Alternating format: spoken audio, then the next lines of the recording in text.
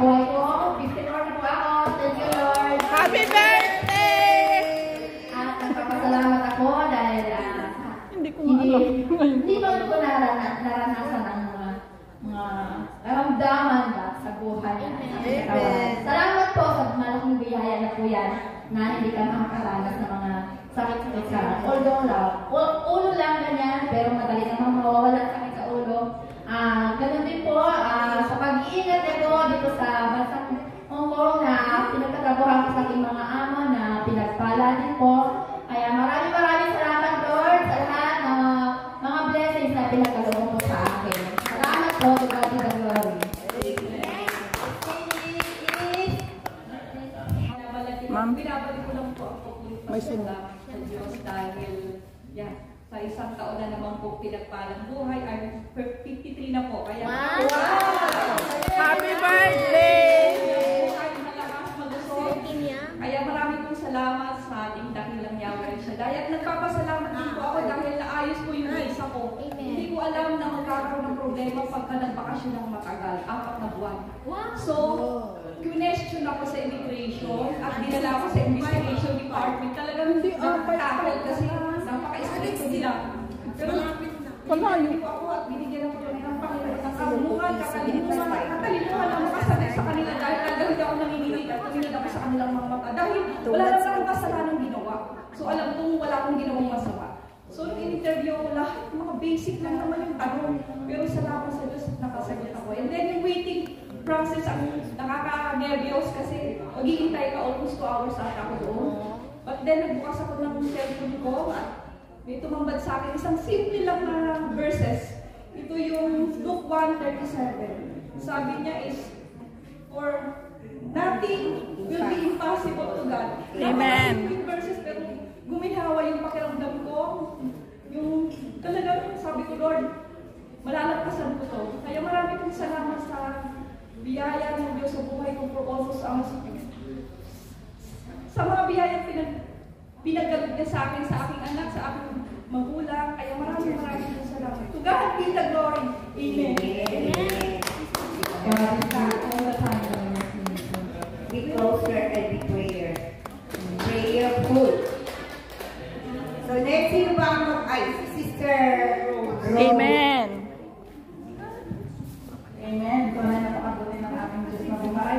Ngayon ko lang na-receive ko ang text ng anak ko.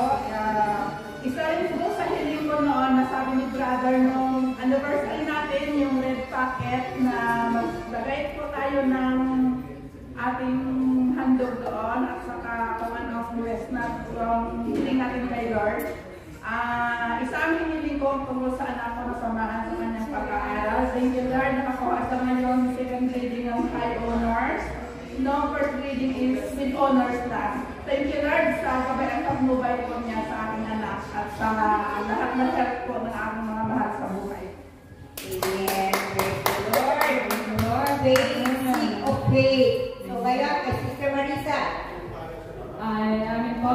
Binabalik ko lang po, Lord, ang parangal at papuri sa inyo, Lord, at sa lahat ng mga biyaya. Dahil ito po ay nangyari noong October 1, kasi start po natin. Sinabi po ng ating spiritual disciple na aminin nyo sa inyong sarili ang inyong karamdaman. At glory to God po, sa tinagal-tagal po, hindi ko po inaamin na may karamdaman po ako. At doon ko lang po naisip at sinasabi na, Lord, salamat sa karamdaman. At humingi po ako ng tawad dahil doon. At papuri, pasasalamat ko sa iyo, Ama, dahil nung humingi ako ng tawad at sinabi ko ang karamdaman ko on the spot, tinanggal niyo po yung nakabara sa lalamunan ko. At simula po doon hanggang ngayon, glory to God, Lord, kasi tuloy-tuloy na po ang paggaling ng aking karamdaman sa lahat ng aking katawan. Thank you, Lord. Mula hanggang talagang pinaramdam niyo po sa akin. Kung gaano po kayo kabait sa buhay ko. Alam niyo ba, pinagdadaanan ko, Lord, pero salamat na marami sa lahat ng ipinagalog niyo po sa akin, Lord. Kaya Lord, maraming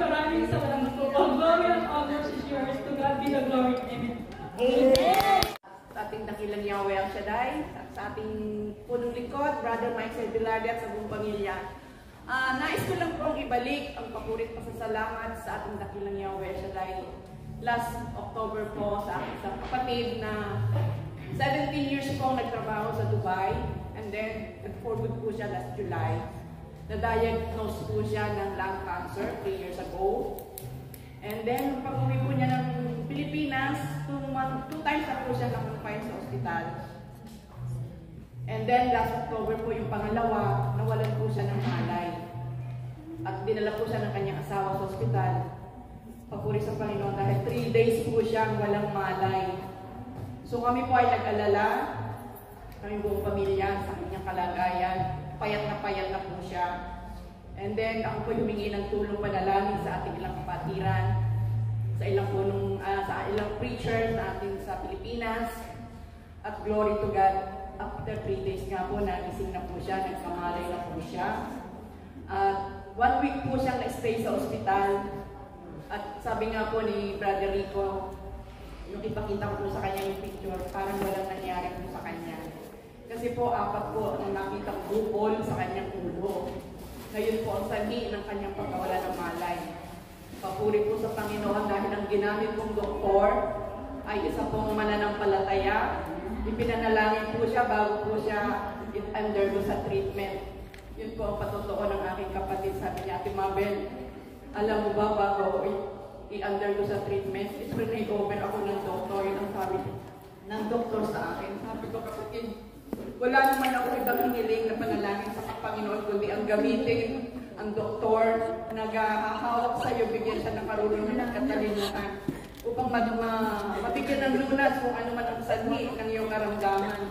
Kaya papuri po at pasasalamat sa ating dakilang Yahweh at dahil nakauwi na po siya. Nakaka-travel na po siya ngayon, malakas na po siya, healthy na po ulit ang kanyang katawan, bumalik na po yung mataba niyang katawan. Mamaya. Nung umuwi po siya ng Mindoro, humingi pa rin po ako ng tulong at gusto ko po talagang mailayhan po siya ng isang disciple po ni Yahweh Al Shaddai. At ang ginamit po niya ay si Brother Raymond. Bagyong-bagyo pa po na sa Mindoro nang siya po ay pumunta po sa bahay ng aking nanay at pray over po sa aking kapatid na ito. Kaya papuri po pasasalamat sa ating dakilang Yahweh El Shaddai. Magtiwala lang po talaga tayo sa Kanya, hindi niya po tayo babayaan. At ang isa pa po ay ang aking pong ama na si year 2021 po, way back sa taon yun, ay nag-50-50 rin po siya. 82 years old po ang tatay ko noong time na yun. At October din po, nang siya ay 50-50. Akala po namin hindi na po siya abutin ng 82 years old. Papuri sa Panginoon at pinaranas pa rin po sa kanya ang ibalang kagalingan. Ngayon po ay kasama pa rin po namin ang aking tatay, 85 years old na po siya. Bagamat putol na po ang kanyang isang paa, pero malakas pa rin po siya.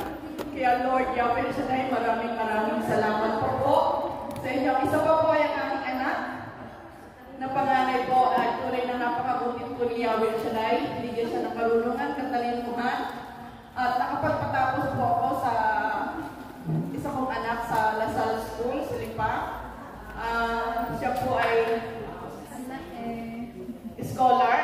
Puri sa Panginoon. Minimum lang po ang sahod ko. 2 kolehiyo. Hindi ko po kayo mapag-aralin sa pribadong paaralan. Tunay na napakabuti ng Diyos at ang buhay ng Lord. Binigyan po siya ng karunungan, katalinuhan ni Yahweh Shaddai. At nung mag-apply po siya ng trabaho, nung anniversary po, nung 39th anniversary po ng gawain natin sa Pilipinas, ay nagpa-pray over po siya kay Brother Charles. At in-interview po siya ni Brother Charles. Sabi niya, anong posisyon ang gusto mo? Magkano salary ang gusto mo? At yun po ay sinabi ng aking anak.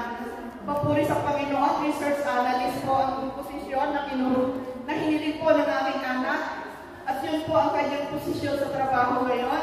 Yun din po, mataas pa po sa salary, tiningin niya kay Yahweh Shaddai ang kanyang salary sa ngayon. At nag-apply po siya na hindi po siya umalis ng bahay, pero online lang po siya nag-apply, nag-exam at na-qualify po siya. Kaya napakabuti po ni Yahweh Shaddai sa atin. Wala siyang lingkod na pinabayaan. To God be the glory. Amen. Totoo nga, walang lingkod. Wala ka lang ang Diyos na kanyang pinabayaan sa sarap. Kasi dahil siya lang po ang dakilang manggagamot na nagpapagaling sa anong klase ng karamdaman sa ating katawan. At isa pa, rasa po natin maghahanap ng kabuyan ng Diyos. Alam pa ka sa ating Diyos ko ay mga kapatid, siyempre ang binigay nila sa atin. Yung ang gusto ko na bangga ng Lord, tumila po siya sa ilalim ng truck, dinala sa hospital, at walang nangyari sa kanya, kundi bigas lang sa puno, at sinuwi na agad ang bayan sa hospital. That is the right. Thank you, Yahweh.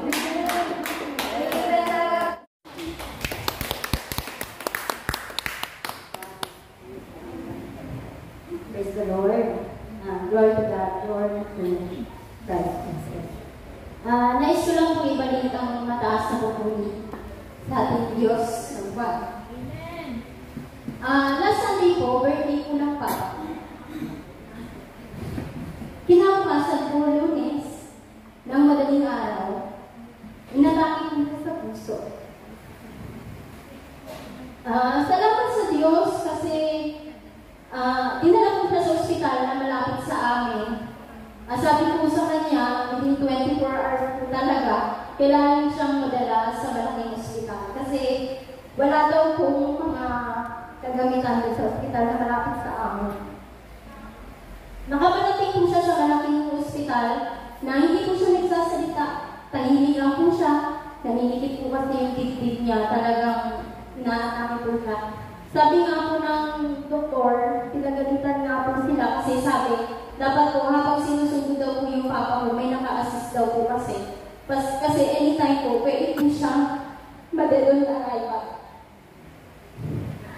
Papuri sa Diyos na unang araw pa lang po niya, sabi ko sa papa ko, sa kapatid ko na ang Panginoon siya dahil pangalaniwang para sa akin. Pero ang sulat, sobrang nakakapangyarihan po. Tunay at tapat po ang mga pangako sa salita ng Diyos. Amen.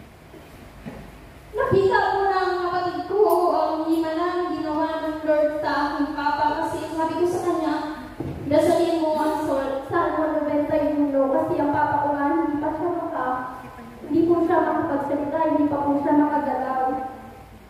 Ang heartbeat po ng papa ko is mabilis po talaga. Hindi po kasi nagsasabay yung pulso niya at saka yung heartbeat po.